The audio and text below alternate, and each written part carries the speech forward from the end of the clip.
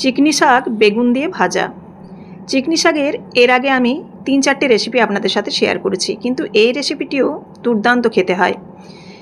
এতটাই টেস্ট হয় যে গরম ভাতের প্রথম পাতে কিন্তু অর্ধেকটা ভাত এটা দিয়েই খাওয়া হয়ে যাবে। তো চলুন এই চিকনি শাকের রেসিপি শেয়ার করি আপনাদের সাথে। এটি একটি গ্রাম বাংলার রেসিপি এবং গ্রাম বাংলা শাক বলতে পারেন।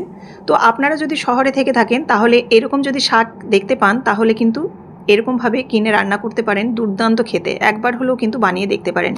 এই জন্যই আপনাদের শাকটা আমি খুব সামনে থেকে ভালোভাবে দেখিয়ে দিচ্ছি। দেখুন কিছুটা ঘাসের মতো, এটা পরিষ্কার করা একটু অসুবিধা হয় যদি শাকটা কচি না হয়। একটু শক্ত হয়ে গেলে কিন্তু এই যে শক্ত ডাঁটাগুলো এগুলোকে কিন্তু ফেলে দিতে হবে।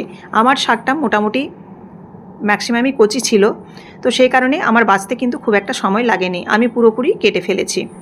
এবার দেখুন খুব ছোট ছোট কুচি কুচি করে কেটে ফেলেছি। এই শাকটাকে এবারে পরিষ্কার করে ধুয়ে নিলাম, ধুয়ে নিয়েছি। আর এখানে চাইলে আপনারা জল ঝেড়ে নিতে পারেন, তবে আমি এখানে জল ঝাড়ছি না, কেন কি এই শাকের যে জলটা বেরোবে সেদ্ধ করার সময় সেই জলটা ফেলে দেবো। কারণ এই শাক যারা খেয়েছেন জানেন হালকা একটা তেতো ভাব থাকে। যারা একটু শাকসবজি প্রেমিক তারা হয়তো তেতো ভাবটা বুঝতে পারবেন না, কিন্তু যারা একটু শাকসবজি কম খান তারা কিন্তু হালকা একটা তেতো ভাব পাবেন। দেখুন এখানে কড়াইয়ের মধ্যে দিয়ে দিলাম, দিয়ে একটু লবণ দিয়ে দিচ্ছি যাতে জলটা খুব তাড়াতাড়ি বেরিয়ে আসে। নাড়াচাড়া করলেই দেখুন জলটা বেরিয়ে যাচ্ছে। তো এই অবস্থায় আমি ঢাকা দিয়ে দেব। ঢাকা দিয়ে 1 মিনিটের মতো রেখে দিলে দেখুন জলটা পুরোপুরি বেরিয়ে গেছে। তো আপনারা যারা এই জলটা রেখে দিতে চান তারা এই জলটাকে কিন্তু শুকিয়ে নিতে পারেন এরকম ফুল ফ্লেমে। আর আমি কিন্তু জলটা এখানে ফেলে দিচ্ছি।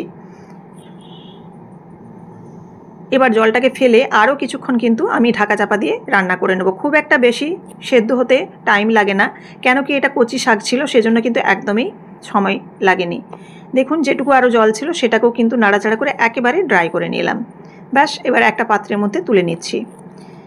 এবার দেখুন এদিকে এই কড়াটাকে আমি আবারও পরিষ্কার করে বসিয়ে দিয়েছি গ্যাসে। এবার আমি খুব সামান্য এখানে সর্ষের তেল দিলাম, মোটামুটি ছোটো চামচের 2 চামচের মতো দিয়ে দিচ্ছি শুকনো লঙ্কা। এখানে ফোড়নে একটু ফাটিয়ে দিচ্ছি যাতে হালকা একটা ঝাল ভাব থাকে। সঙ্গে দিয়ে দিচ্ছে গোটা জিরে। তো যারা গোটা জিরে পছন্দ না করেন তারা এখানে 5 ফোড়নও ব্যবহার করতে পারেন। তো 5 ফোড়নটা মুখে খুব লাগে খাবার সময়, সেজন্য অনেকেই ব্যবহার করতে চান না। গোটা জিরে ফোড়নটা দেওয়ার পর শুকনো লঙ্কা এবং গোটা জিরেটা যখন হালকা একটু ভাজা হয়ে যাবে তখন এর মধ্যে কুচনো পেঁয়াজ আর বেশ কিছুটা রসুন থেতো করে দিয়ে দিয়েছি। রসুনের পরিমাণটা একটু বেশি দেবেন, তাহলে কিন্তু খুবই ভালো লাগবে। তারপরে দিয়ে দিলাম এখানে নাড়াচাড়া করে মোচাটা আমি বেশ কিছুটা অন্য রান্না করব বলে রেখে দিয়েছি, রেসিপি করব বলে, আর খুব সামান্য এখানে ব্যবহার করলাম যাতে হেলদি হয় একটু, সেজন্য। এটা কিন্তু পুরোপুরি আপনারা স্কিপ করে যেতে পারেন, কারণ হাতের কাছে যদি মোচা না থেকে থাকে তাহলে কিন্তু দেবার কোনো প্রয়োজন নেই। তবে হ্যাঁ, এই যে বেগুনটা দিলাম বেগুনটা কিন্তু অবশ্যই দেবেন। বেগুনটা আর মোচাটাকে নাড়াচাড়া করে নিলাম। আর মোচাটা কিন্তু কোনোরকমভাবে আমি সেদ্ধ করিনি, লবণ জলে ভিজিয়ে রেখেছিলাম আধ ঘন্টা, তারপর জলটা ছেঁকে কিন্তু মোচাটা দিয়ে দিলাম। আর খুব কম পরিমাণেই মোচাটা দেওয়া হয়েছে। এবার দেখুন লবণ দিয়ে দিচ্ছি যাতে বেগুনটা এবং মোচাটা বেশ ভালোভাবে নরম হয়ে যায়। আর সঙ্গে একটু কালারের জন্য আমি হলুদ গুঁড়ো দিয়ে দিলাম। হলুদ গুঁড়োটা দেওয়ার পর নাড়াচাড়া করে একটু ঢেকে দেবো যাতে বেগুন এবং মোচাটা একটু ভালোভাবে সেদ্ধ হয়ে যায়।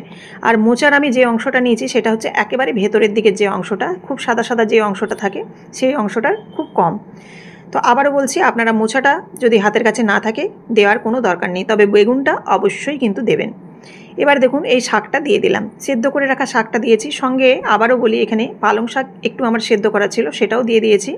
তবে এই পালং শাকটাও কিন্তু পুরোপুরি অপশনাল, কারণ মোচা এবং পালং শাক সবসময় কিন্তু হাতের সামনে থাকে না। তবে এই চিংড়ি শাকটা কিন্তু যখন পাবেন তখন অবশ্যই কিন্তু একটু বেগুন দেওয়ার চেষ্টা করবেন।